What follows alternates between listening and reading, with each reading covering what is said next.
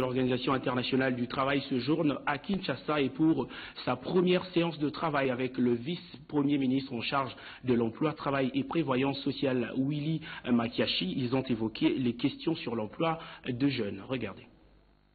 On l'attendait. Le directeur régional de l'OIT pour l'Afrique, Aenas Chapinga Chouma, a foulé le sol congolais ce mercredi sous les coups de 11h30 à bord du régulier Ethiopian Airlines. À l'aéroport international d'Ndjili, l'hôte de marque a été accueilli par la secrétaire générale à l'emploi et au travail, Angélique Inzoum, et la directrice générale pays OIT, Aminata Maïga.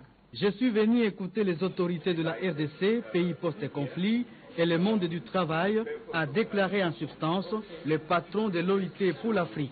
Ainsi, dans l'après-midi, le directeur régional de l'OIT pour l'Afrique a eu une séance de travail avec le vice-premier ministre, ministre de l'Emploi, Travail et Prévoyance sociale.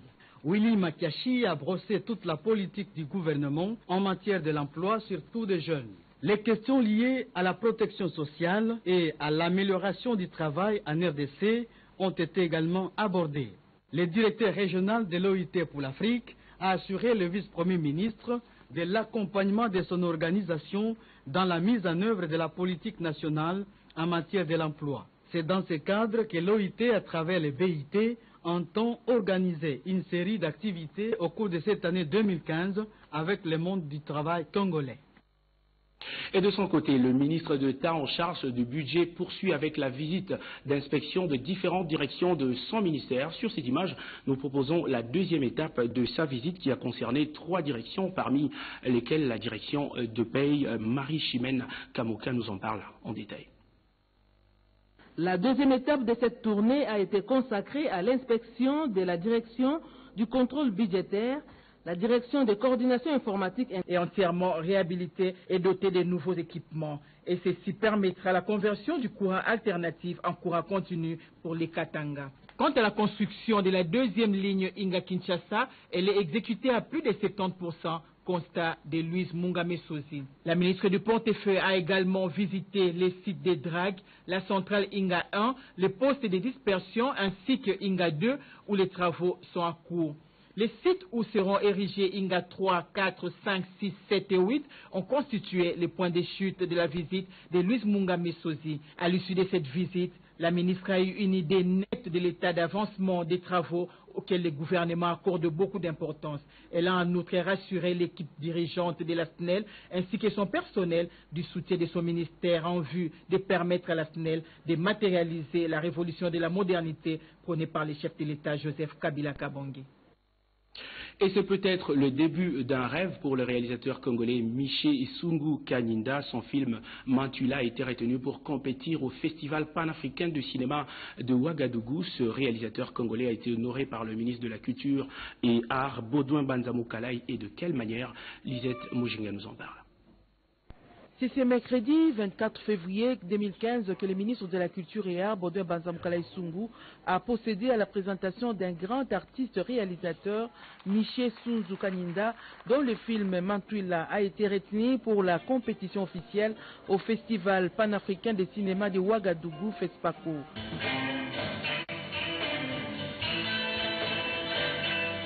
François Matuila, un fou de la guitare, a démarré sa carrière à 5 ans en écoutant la radio, Mozart, Rolling Stone et autres bluesmen.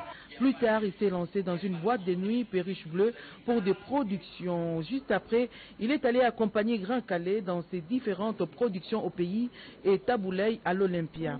À 16 ans, le fou de la guitare s'est rendu aux États-Unis d'Amérique où il a fait ses études universitaires. Sa maîtrise de la musique américaine lui a permis de devenir enseignant de blues et jazz à Howard University. Le personnage central, c'est un génie qui a des talents, c'est un film passionnant, un film entraînant, un film émouvant. Très actif et chercheur, ce virtuose de la guitare est rentré en République démocratique du Congo pour partager son expérience avec les artistes congolais à l'Institut national des arts INA. Et c'est après quelques années qu'il a quitté la terre des hommes. Ce fut un grand qui mérite toute la reconnaissance de la République démocratique du Congo. Très honoré que le gouvernement ait pensé à une première projection avant frappe au Ouagadougou, où le film est en compétition fictive. Lorsque j'ai été sollicité par le gouvernement, par le ministre pour cette projection, j'étais très heureux. Le site internet du ministère de l'enseignement primaire, secondaire et de l'initiation à la nouvelle citoyenneté est bien actif. L'ouverture de sa cellule de gestion et configuration a eu lieu dernièrement au centre CEPAS à Gombe. C'était lors d'un atelier, nous dit Anastasie Doumou.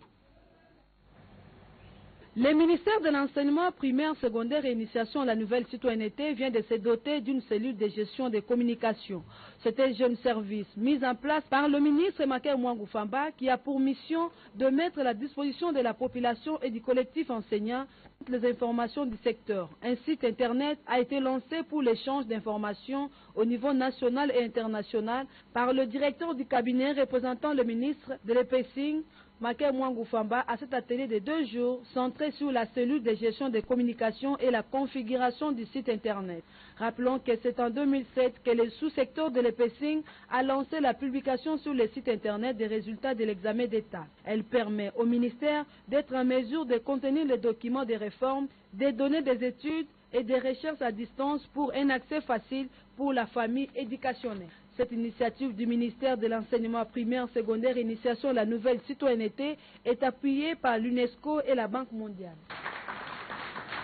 Et ceux qui empruntent le boulevard Lumumba l'ont certainement déjà constaté. Une couche d'enrobé vient d'être posée au niveau de l'échangeur de Limité. Les travaux sont sous exécution d'une firme chinoise. Images et commentaires, Jacques Chibobameji. C'est le dernier tronçon de 200 mètres du boulevard Lumumba qui vient d'être asphalté cet avant-midi par la firme chinoise qui exécute les travaux dont la gestion se trouve être confiée à l'Office de voirie et drainage. Au niveau de l'échangeur à Limité où la pose des enrobés s'effectue, le directeur général par intérim de l'OVD rassure la population des environs et invite les Quinoises et Quinoises au bon usage de cette voie publique. Les gens qui s'étaient rapprochés de la route avaient été indemnisés, expropriés, indemnisés, mais malheureusement ils ont repris presque 1,50 m sur l'emprise de la route, mais nous avons vu qu'on ne peut plus les déranger en les bousculant. Nous allons carrément nous décaler le tracé de l'éclairage public, donc ils pourront rester sans problème. Nous allons demander tout simplement à la population usagée de ces ouvrages de le gérer en bon père de famille, de ne pas jeter les immondices dans le caniveau, de ne pas brûler les pneus, de ne pas laisser des engins garage sous la chaussée. C'est ça qui abîme la structure de la chaussée. Les travaux de réhabilitation de l'avenue Victoire viennent également de démarrer.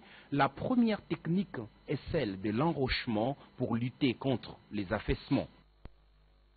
Et la télévision numérique oblige les télévisions du monde à coopérer. Un protocole d'accord sera bientôt signé entre la radio-télévision nationale congolaise et la télévision égyptienne. Le protocole concerne la formation de journalistes et l'appui en petit matériel audiovisuel. Zéphirin Mamoko, président du conseil d'administration de la RTNC, et Essam El Amir, président de l'ERTV, se sont convenus de la sorte. Images et commentaires, Patrick Moussoui et Lisette Moujinga.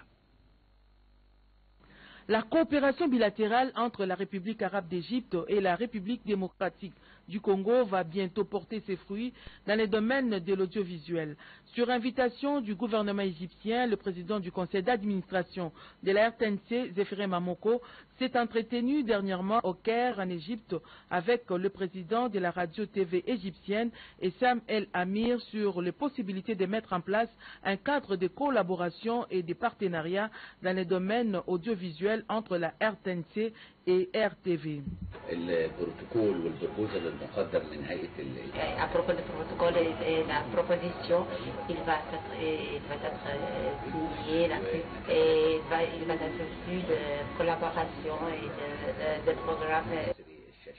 Pour le protocole d'accord, le président, le chairman m'a rassuré que bientôt il va l'examiner et nous allons très prochainement le signer.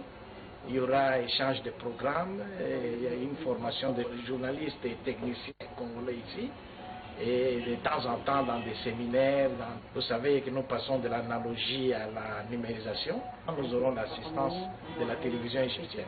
Le président de l'Association des anciens Congolais d'Égypte, Patrick Moussoui Mungala, journaliste à la RTNC, a assisté à ces négociations dont l'aboutissement sera la signature du protocole de partenariat audiovisuel qui interviendra prochainement au Caire entre les autorités de la RTNC et celles de la radio-TV égyptienne. Et en sport, la Coupe d'Afrique de Nations de moins de 17 ans, voulais-je dire, Nigeria 2015 est à l'étape de demi-finale. Hier, le Nigeria, pays organisateur, a été battu par l'Afrique du Sud. Score du match, 0 but contre 1. L'unique but de la partie a été marqué par Mayu à la 27e minute. L'Afrique du Sud accède alors pour la toute première fois à cette étape de la compétition. Le résumé de ce match, c'est donc ces images. De la partie, le Nigeria exerce une pression sur la défense de l'Afrique du Sud. Domination stérile car la faille n'est pas toujours trouvée. À la 26e minute, sur un centre bien dosé, Mayo, étrangement seul, contrôle du pied gauche et d'une frappe imparable, bat le portier sud-africain. 1-0, ce sera le score à la pause. En deuxième période, le Nigeria pousse à fond mais ne parvient pas à égaliser. 2 tirs sont renvoyés par le montant. Plus rien ne sera marqué jusqu'à la fin. L'Afrique du Sud accède pour la première fois en finale alors que le Nigeria ne jouera pas une 5e finale dans cette compétition. Et le second match de demi-finale opposera le Mali à la Guinée, un match à suivre également en direct sur nos antennes. Et on parle également, toujours sur le plan international, de la Coupe africaine interclub de la CAF. Les 2 représentants de la République démocratique du Congo joueront leur match retour à Kinshasa. MK reçoit Étoile du Congo ce vendredi au stade Tata Raphaël et Sanga Balende reçoit Recreativo Desportivo du Bolo de l'Angola. Les 2 matchs sont à suivre en direct sur nos antennes. Faisons à présent un petit tour dans les kiosques à journaux pour voir les titres et les contenus de journaux parus ce matin avec sur ce plateau notre confrère Serge Mata. Bonjour Serge. Bonjour Patrick Mokoyi. Alors à la une de la prospérité et par exemple, la CENI chasse la confusion autour des enjeux et défis du calendrier électoral.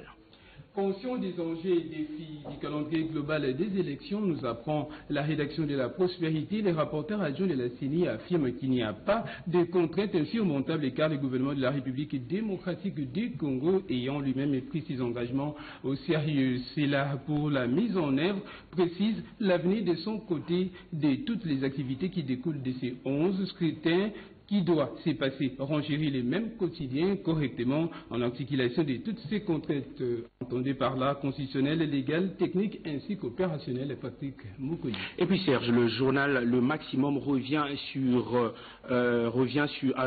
un mois, voulais-je dire, après le mouvement de protestation à Kinshasa et écrit ceci: les Congolais gagnent en lucidité.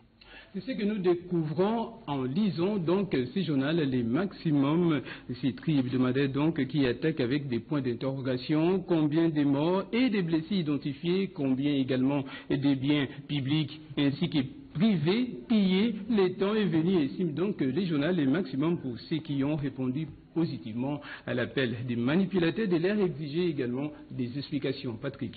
Et pour terminer, le premier départ du convoi du bateau ITB Kokolo rénové est repoussé au mois de juin, écrit Forum des As. Car ces bateaux ne pourra voyager qu'en période de grande crue, remarque Forum des As, pour qui cette disposition justifie, allais-je dire, donc par les tirants d'eau du bateau et également de la largeur de son convoi, d'où la nécessité ainsi que l'importance d'un balisage mobile avec des alignements, observe les mêmes journaux Forum des As. Voilà donc pour ce tour d'horizon de quelques articles de presse paris ce matin à Kinshasa. Patrick Mokoyi. Bien sûr, à Kinshasa, Serge Maton, nous aurons le plaisir de vous retrouver très prochainement. C'est donc aussi la fin de ce journal. L'actualité reste en continu sur nos antennes. Moi, je vous retrouve tout à l'heure à 16h pour une autre édition du journal. Bon après-midi à toutes et à tous et au revoir.